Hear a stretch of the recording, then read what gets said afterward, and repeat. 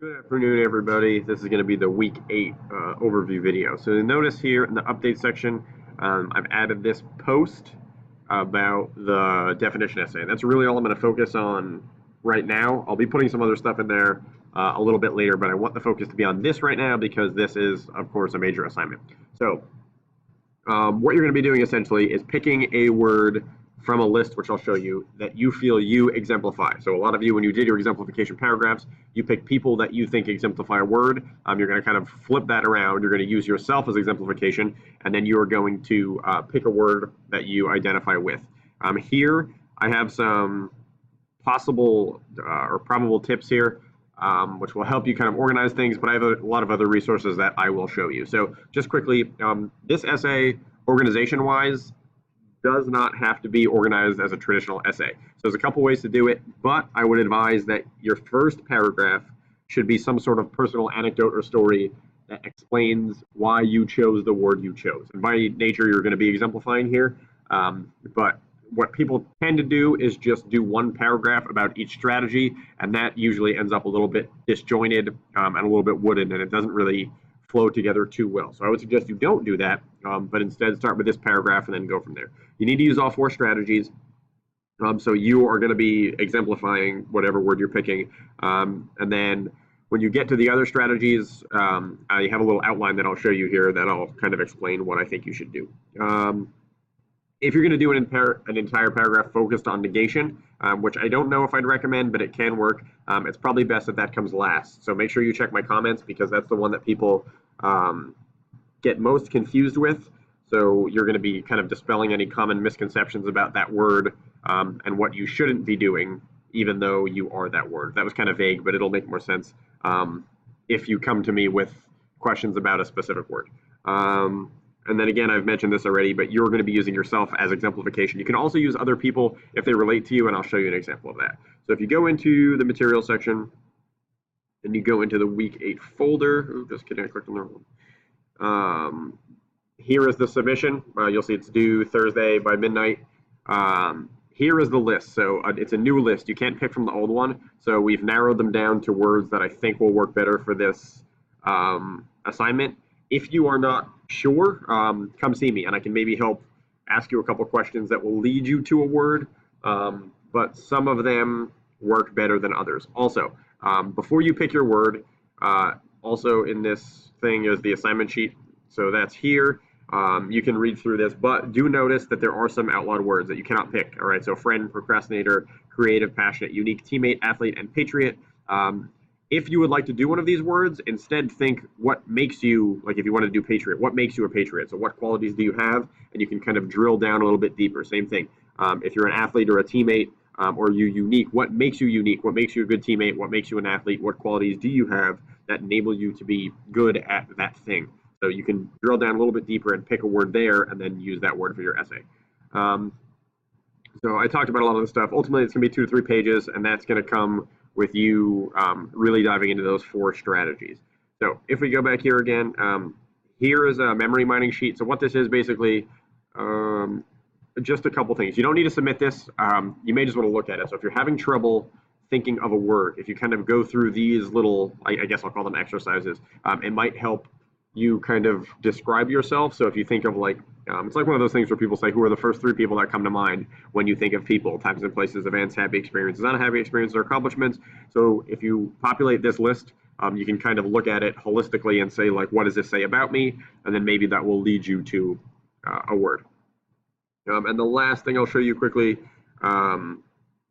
these here, I'm not going to open this, but these are examples of definition essays on happiness, crime, and fame.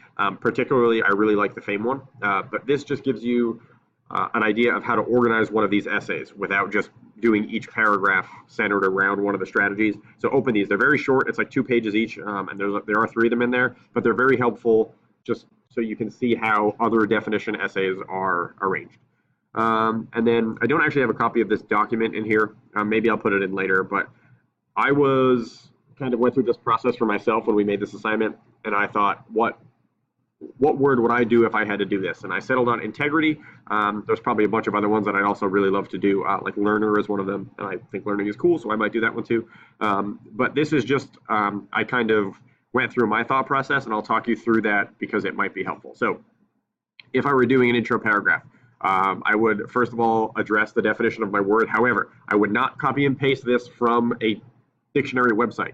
So I would define it in my own words. So moral character, or the state of being undivided, or just really like settled, focused on something. And I'd explain how those kind of tie together in my own words. Why did I pick this word? This again gives me some ethos, and it also just provides a personal anecdote. So my dad, I think, is a person who exemplifies integrity for me, and I think largely people, for lack of a better word, are becoming more like jerks than they have been in the past. So I think there's a lot of things that contribute to that, which I won't get into it, but I think largely people are a lot less nice today, and that's bad. So if getting into function, so what does integrity do if a person has it? It attracts positive influences and scares away ne'er-do-wells, or like bad people. Because of these reasons, I think it's important to have positive role models, and also you need a support system at some point to succeed. You've heard that aphorism, no man is an island. So it also reinforces selfless behavior and instills humility. So you see I'm using all of my verbs here, and builds a reputation of respect and improves others' willingness to help you when you need it. Again, no man is an island. So you see all my verbs in here, and I would attribute all of these to me and talk about how they are present in my life. This one, you don't necessarily have to do other people who exemplify it, but if you're looking for some extra like depth in your essay, you can talk about other people who exemplify it as long as they relate to you, right? So I would talk about my dad, who is one of my biggest role models. I think he's a really cool guy, and he has a lot of integrity. So I would talk about why he exemplifies it and how I live my life to kind of model his. And then I love movies. You guys don't know that as much as my face-to-face class, but one of my favorite movies of all time is It's a Wonderful Life. And George Bailey, in that movie, he has there's a saying on the wall of the bank and loan which he owns, and it says, all that you can take with you is that which you've given away. So what that means to me is that once we have passed on from this life, the only thing that comes with us are the contributions we've left behind. So I think that's a pretty cool idea, and you should always kind of live your life trying to make everything better in whatever small way you can. Classification, so what other groups of people will fit into whatever word you're talking about, and you can try to relate, well, you should relate them to yourself. So I talk about teachers. I think teachers have to have integrity, because as much as it's important for me to teach you Englishy things, I think it's also important for me to teach people how to be good people, because ultimately I think that's even more important. So I talked about how teachers, I think, have to exemplify integrity, or can be classified as people with integrity. Sorry to mix up the definition strategies.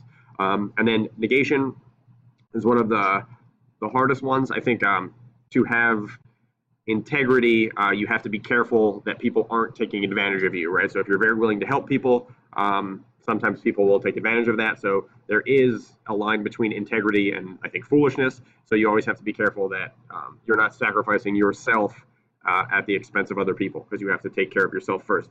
And then I would also talk about how in Ultimate Frisbee, which is one of my greatest passions, there's something called Spirit of the Game, which is, it's a self-officiated sport. Without getting too much into that, it can result to compromising victory there. So this one is a very nuanced example for me, so I won't get into it too much, but I would definitely talk about that if I was doing integrity.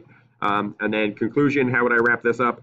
I would kind of talk about how, again, I think it's important, and address how it's kind of present in all aspects of all people's lives. So all of these kind of 5 domains, I think it's important to have integrity. So this is how I would go about it if I did it.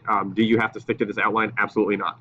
Again, with this essay specifically, it's extremely important that you come by and ask for help, or send me a message, because each individual word is going to be so different and also related to you. So if you want to come talk it out, come visit me 2nd or 4th block, and we'll talk about it. Again, it's a major assignment, so it's extremely important that you know what you're doing. So again, come see me if you have any questions.